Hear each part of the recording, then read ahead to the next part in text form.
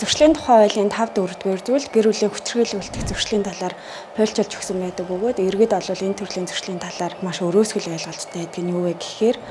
тухайн төрлийн зөрчил нь зөвхөн эхнэр нөхрийн хооронд бие биенийхээ бие таалтай зодсон үйлдэлийг болвол гэр бүлийн хүчирхийлэл хэмээн ойлгоод байдаг. Тухайн төрлийн зөрчил нь зөвхөн эхнэр нөхрөөс гадна тухайн гэр бүлд хамт амьдарч байгаа гэр бүлийн бусад гишүүд хамтран амьдрагч гэрэлтэй цуцлуулсан эхнэр нөхөр хамтран амьдарч байгаагүй ч гэр бүлийн харилцаатай байсан дундаасаа хүүхдтэй хүмүүсийг нэгэн адилтанд хамааруулж ойлгодог бөгөөд эдгээр хүмүүсийн хооронд болвол бие эрх чөлөөнд нь халтаж зодсноос гадна хүсэл зоригын эсрэг тодорхой үйлдэл хийхгүй байхыг алдах. За энэ нь бол нөгөө шөнө оройн цагаар тулж хамраахгүй байх жишээлбэл эдгээр зөрчлүүдээс хамаарна мөн гэр бүлийн дундын болон хуваарь дэд хөрөнгийг эзэмшиг ашиглах, захиран зарцуулах хэрэгт нь халдах зэрэг үйлдэлүүд нь бол гэр бүлийн хүчирхийллийн зөрчил хэмээн ойлгогдно. За сонгон архын дүүргийн нутаг дэвсгэрийн хэмжээнд 2024 оны 4 сарын байдлаар